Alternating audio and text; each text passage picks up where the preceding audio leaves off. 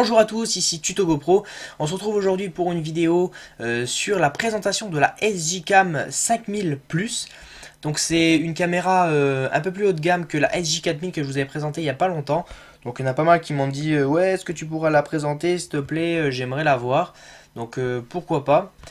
Avant de commencer toute la vidéo, je vous préviens tout de suite, je suis piqué GoPro, moi c'est la GoPro et il n'y a aucune autre caméra qui passera au-dessus. Mais on m'a demandé de présenter cette caméra, donc je réponds à votre demande et donc voilà, je vous la présente. Donc la SJ5000 Plus, elle est vraiment pas mal parce que vous allez voir qu'elle fait beaucoup moins plastique que la 4000. À savoir qu'elle a un capteur Panasonic 16 mégapixels, donc normalement elle devrait avoir une meilleure qualité que la GoPro, mais bon, on n'a pas la même lentille et c'est ça qui joue le plus. Donc la lentille de la GoPro, j'ai fait des tests, vous verrez, elle a quand même une superbe qualité, mais moins bien que la GoPro.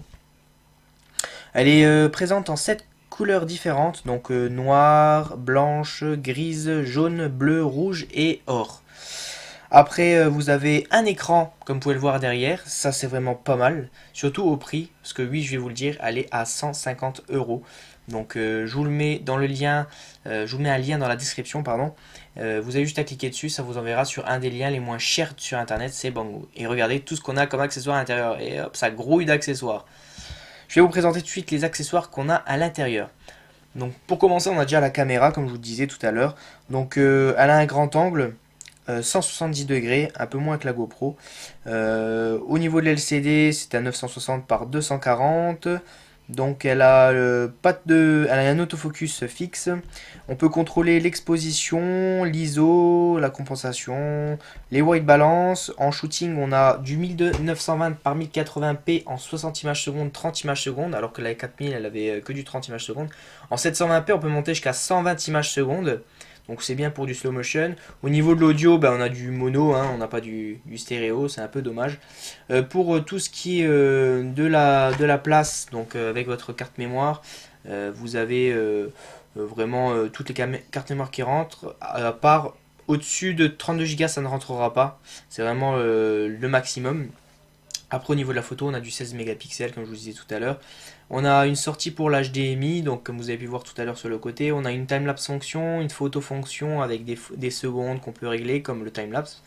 Au niveau du langage, on a anglais, français, allemand, espagnol et italien. L'interface en USB 2.0, donc on se recharge directement par le câble.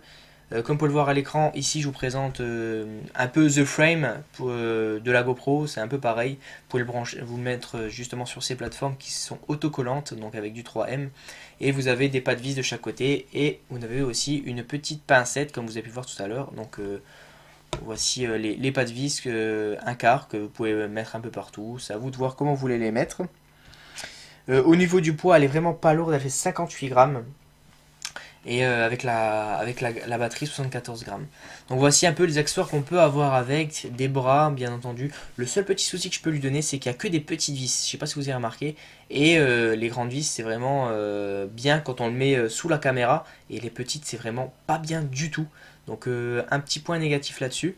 Sinon regardez tous les accessoires qu'on a, on a des languettes, on a encore une fois des autocollants 3M, on a encore pas mal de choses et le câble USB pour recharger la caméra tout simplement.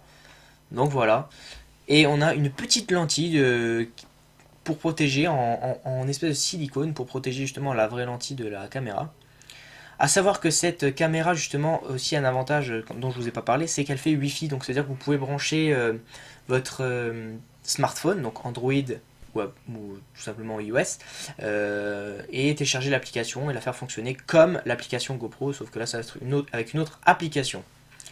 Donc je vais vous montrer vite fait. Pour l'allumer, on reste appuyé longtemps sur le mode. Regardez, elle s'allume quand même assez rapidement. Donc on a le vrai menu, etc. Et puis voilà, elle démarre tout simplement. Après, c'est un menu vraiment très, très simpliste, hein. Après, au prix, c'est sûr qu'on ne peut pas avoir vraiment quelque chose d'exceptionnel. Donc sinon, comme vous pouvez le voir ici, on peut toucher sur le côté pour enlever le mode mute ou le mode enregistré sans son. Et quand on clique tout simplement sur le bouton de devant, on passe tout simplement dans le menu jusqu'à arriver justement. Alors là, on avait le vidéo, le photo, là les fichiers. Et ici, on a tout ce qui est réglage. Donc comme vous pouvez le voir ici, on a tout, la qualité, choisir si on veut du fin ou pas. Pour la photo, la durée, les détections. On a vraiment pas mal de choses. Surtout vous avez pu voir la Wi-Fi, la TV out, on a le volume micro et tout. On va tout de suite aller dans le langage, changer, comme ça vous allez voir que c'est beaucoup plus simple pour vous, je pense. Alors on met en français. Et là, vous voyez, on a le volume du micro, le rodateur pour mettre la date, etc. La lumière.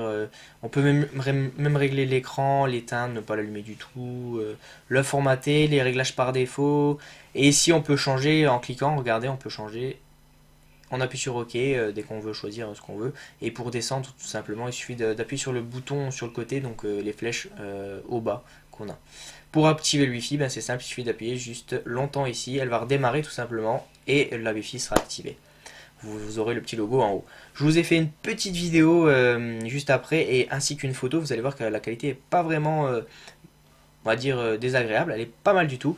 Mais je vais partir à New York ce week-end et je vais vous ramener des vidéos de cette caméra et aussi de la caméra GoPro et vous allez voir et faire une petite différence. Voilà, j'espère que cette vidéo vous aura plu. Ciao ciao.